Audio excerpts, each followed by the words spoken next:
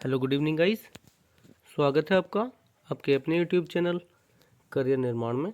दोस्तों आज की वीडियो में आपकी सभी की क्वेरी क्लियर करूंगा। जिस किसी ने भी कमेंट करा है अभी लेटेस्ट में, तो आपके जो भी डाउट्स हैं मैं क्लियर करूंगा आज की वीडियो में। सबसे पहला है वर्षा सोनी का। इन्हें पूछना difference between actual cut off and E dozer cut off. देखो दो तरह की कट ऑफ आती हैं। एक तो जब आपको ई डोजर के लिए शॉर्टलिस्ट किया जाता है तब आती है, उसके बाद में आपसे डोजर भरवाया जाता है, उसके बाद में फाइनल कट ऑफ आती है। तो दो तरह की कट ऑफ होती हैं। फाइनल कट ऑफ में अगर आपका सिलेक्शन हो जाता है उसके बाद आप फिजिकल डॉक्यूमेंट वेरिफिकेशन और मेडिकल और बाकी सब फॉर्मेलिटी के लिए आगे जाते हैं डिपार्टमेंट में। ठीक है। इसके बाद में अगला कमेंट है चंद्र कीर्ति नेगी का। ये पूछ रहे बायोमेट्रिक प्रोसेस फॉर टीजीटी। तो बायोमेट्रिक प्रोसेस क्या है कि पहले तो डिपार्टमेंट में होता था ये, लेकिन अब क्या होता है, जैसे ही आपका रिजल्ट आ जाता है फाइनल वाला, उसके बाद DSSS आपको बुलाती है अपने ऑफिस में बायोमेट्रिक वेरिफिकेशन के लिए। वहाँ पे आपका थंब और फोटो मैच की जाती है और बाकी सारी डिटेल्स भी मैच करी जाती हैं। तो उसके लिए आपको इंटीमेशन दे दिया जाएगा। DSSS आपको इन्फॉर्म करेगी कि कब बुलाया जाएगा आपको। ठीक है।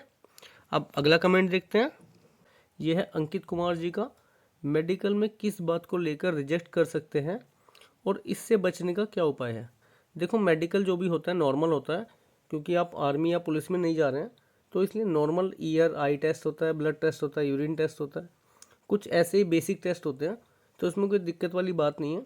कोई दिक्कत आती भी है तो आपको मौका दिया जाता है उसे दूर करने के लिए। कोई बड़ी दिक्कत ना हो, बस कोई बड़ी बीमारी ना हो आपको, आप बस फिट होने चाहिए, कोई ऐसी बड़ी दिक्कत नहीं आएगी। जनरली मेडिकल में कोई दिक्कत आती नहीं किसी को। ठीक है। अब अगला कमेंट देखते हैं। यह है अन्नपूर्णा तिवारी। गवर्नमेंट कॉलेज से बीएड किया है तो एनसीटीई सर्टिफिकेट लगाना मैंडेटरी है क्या। बिल्कुल नहीं है। गवर्नमेंट वालों को बिल्कुल ज़रूरत नहीं है लगाने की। जो प्राइवेट वाले हैं उन्होंने चाहे दिल्ली से किया हो चाहे बाहर से किया हो, उनके लिए मैंडेटरी है, लेकिन गवर्नमेंट वालों को कुछ भी लगाने की ज़रूरत नहीं है। ठीक है। इसके बाद में अगला कमेंट देखते हैं। यह है आनंद बाबू का कि मैं वीएच कैंडिडेट हूँ, आई की सर्जरी हुई है, आफ्टर सर्जरी विज़न में ज़रा सा इम्प्रूवमेंट हुआ है, मेडिकल में कोई प्रॉब्लम तो नहीं होगी।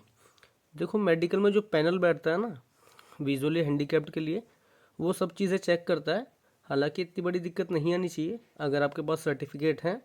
तो अगर आपके सर्टिफिकेट वैलिड हैं, ऑथेंटिक हैं, तो कोई दिक्कत नहीं आएगी आपको, बिल्कुल भी परेशान होने की ज़रूरत नहीं है। इसके बाद में अगला कमेंट देखते हैं। ये है मैथ्स A to Z का। 2022 में DSSS PRT में बीएड वाले एलिजिबल हो सकते हैं या नहीं। SST TGT की टोटल कितनी सीट्स हो सकती हैं। कट ऑफ क्या रह सकती है इस बार आपके अकॉर्डिंग। देखो बीएड वाले एलिजिबल होंगे क्या नहीं होंगे वो केस के आउटकम पर डिपेंड करेगा पूरा। हालांकि जिन्होंने केस किया था उन बच्चों को पार्शली अलाउ कर दिया फॉर्म भरने के लिए, लेकिन उनको बाद में निकाला भी जा सकता है अगर केस का आउटकम उल्टा आया। ठीक है। तो केस के आउटकम पर डिपेंड करेगा कि एलिजिबल होंगे या नहीं। तो केस का रिजल्ट तो अभी आया नहीं है, उसकी अगली डेट दे दी गई है, और जब तक पूरा फैसला नहीं हो जाता तब तक कुछ भी कहा नहीं जा सकता। अब यह है SST TGT की कितनी टोटल सीट्स हो सकती हैं। तो इसके लिए तो RTI लगानी पड़ेगी कितनी सीट्स हो सकती हैं। कट ऑफ क्या रह सकती है। देखो कट ऑफ तो पेपर के अनुसार ही बताई जाएगी। हालांकि मैं अपना आइडिया बता देता हूँ जब पेपर हो जाता है। कुछ आइडिया बताए हैं मैंने, अभी हाल ही में जो पेपर हुए थे उनके एक्सपेक्टेड कट ऑफ बताई थी। तो जैसे ही पेपर होगा उसी के हिसाब से मैं बता दूंगा। इसके बाद में अगला कमेंट है दीपा धामा का। इनका भी सेम क्वेश्चन है, बीएड वालों को अलाउ करा कि नहीं करा। तो पार्शियली अलाउ कर दिया, लेकिन फॉर्म भरने के लिए बस। वो फिजिकली जाके DSSS में फॉर्म भर सकते हैं, लेकिन अभी उन्हें अलाउ नहीं करा है कि आप सिलेक्शन ले सकते हैं नहीं ले सकते। जब केस का आउटकम आ जाएगा उसके बाद ही पता चलेगा कि बीएड वाले एलिजिबल हैं या नहीं हैं। ठीक है। इसके बाद में नेक्स्ट कमेंट देखो। टीजीटी में ग्रेजुएशन में संस्कृत, पॉलिटिकल साइंस और ज्योग्राफी, बीएड में सोशल स्टडीज़ और ज्योग्राफी है। टीजीटी संस्कृत के लिए एलिजिबिलिटी, देखो आप एलिजिबल तभी होगे जब आपने संस्कृत और पॉलिटिकल साइंस कम से कम 2 साल पढ़े हों, या फिर संस्कृत और ज्योग्राफी इनमें से कोई सा भी कॉम्बिनेशन 2 साल पढ़ा हो। संस्कृत तो होना ही चाहिए, साथ में पॉलिटिकल साइंस या फिर ज्योग्राफी में से एक, इन दोनों को 2 साल तो कम से कम पढ़ा होना चाहिए। ठीक है। तभी आप एलिजिबल माने जाएंगे। इसके बाद में next comment OBC cut off से पहले का है। एनसीएल करंट ईयर का ई डोजर क्लियर हो चुका है, क्या डीओई रिजेक्ट करता है या अभी तक किसी का एनसीएल के बेस पर रिजेक्शन हुआ है। देखो डीओई ने डॉक्यूमेंट वेरीफाई करने के बाद डेफिशिएंसी डाली थी कुछ बच्चों की कि हमें कट ऑफ डेट से पहले का भी एनसीएल चाहिए और करंट ईयर का भी चाहिए। तो डिपार्टमेंट मांग सकता है, डिपार्टमेंट के पास फुल राइट है मांगने का। लेकिन पिछली जो वैकेंसी क्लियर हुई थी उनमें ऐसा भी हुआ था, अगर किसी पे पुराना नहीं है कट ऑफ डेट से पहले का, उनको भी ज्वाइनिंग मिली है। तो आप इस बिहाफ पे केस कर सकते हैं कि पहले भी तो ज्वाइनिंग दी है और एनसीएल तो करंट ईयर का ही मांगा जाता है, कट ऑफ डेट से पहले का ना भी हो तो कोई दिक्कत नहीं होती। तो इस बार ऐसी दिक्कत क्यों हो रही है। तो आपका पूरा राइट है केस करने का अगर आपको डिनाई करा जाता है ज्वाइनिंग देने से, ठीक है। इसके बाद में नेक्स्ट कमेंट ये है मनीष पाठशाला का, DSSB PRT के लिए क्लास कब स्टार्ट करेंगे। भाई जल्दी कर दूंगा, टाइम नहीं मिल पा रहा है। कई बार ऐसा होता है कि कोशिश करता हूँ बनाने की लेकिन नहीं बन पाती है। जैसे थोड़ा फ्री हो जाऊँगा, फ्री माइंड के साथ मैं वीडियो बना दूंगा और अपलोड कर दूंगा, ठीक है। आपने कई बार कमेंट करा है, मेरे ध्यान में भी चीज़ें हैं, पेपर से पहले कुछ टॉपिक्स कवर करा दूंगा, ठीक है। अब अगला कमेंट देखते हैं। ये पोस्ट कोड 87/20 का रिजल्ट 2 नवंबर को आया था पर अभी तक फर्स्ट रिकॉल नोटिस भी नहीं आया, तो क्यों नहीं आया।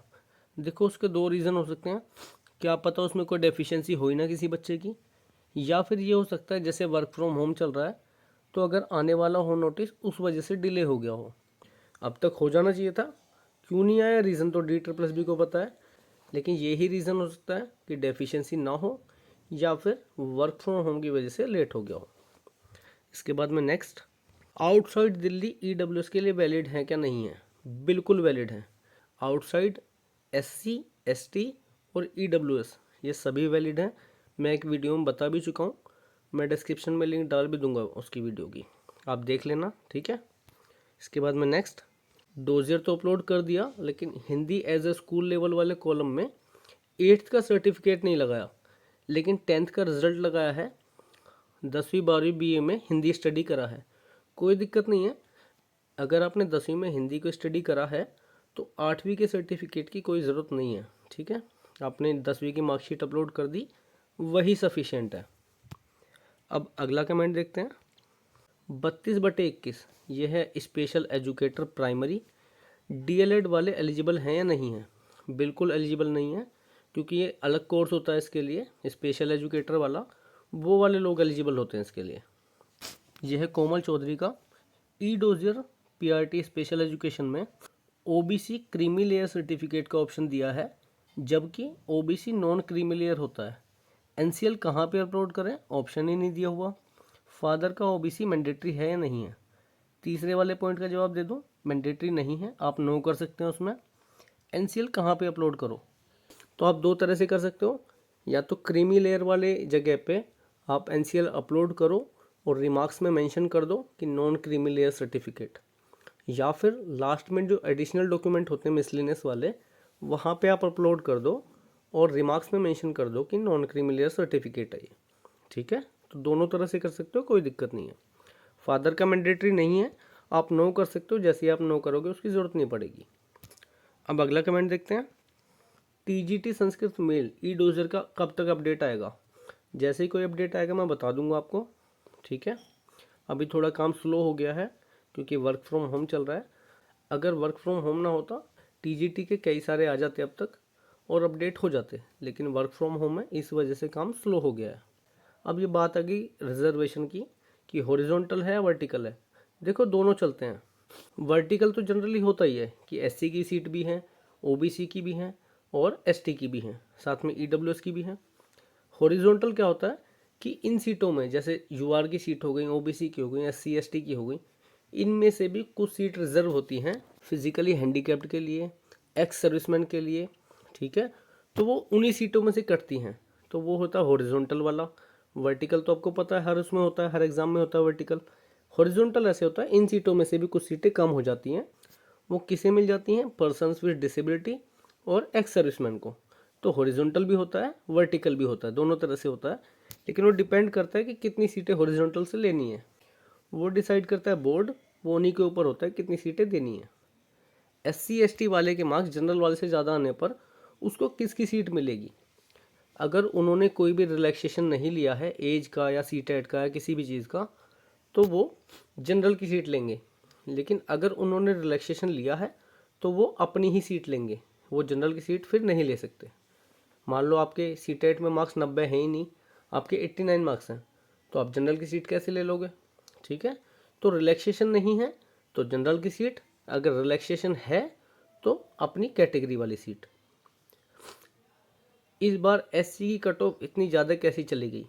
उसका रीज़न वही हो सकता है कि या तो आपके सीटेट में मार्क्स कम हो या बच्चों ने कोई रिलैक्सेशन लिया हो। ठीक है, इसी वजह से जा सकती है, वरना और कोई रीज़न नहीं है। अब अगले कमेंट देखते हैं। ईडब्ल्यूएस जिनका कट ऑफ डेट के बाद का है और उनको रिकॉल आया है 20-21 और 21-22 दोनों ई डोजियर लगाने के बाद भी, तो इसका क्या सोल्यूशन है? तो ये अन्नपूर्णा तिवारी जी का है। तो देखो D++ में साफ साफ लिखा होता है, आप कोई भी डॉक्यूमेंट अपलोड करो तो आपका कट ऑफ डेट से पहले का होना चाहिए, बाद वाला नहीं चलेगा। तो आप एलिजिबल नहीं हो इस चीज़ के लिए। अगर कट ऑफ डेट के बाद बनवाया आपने तो आप ईडब्ल्यूएस के लिए एलिजिबल नहीं हो।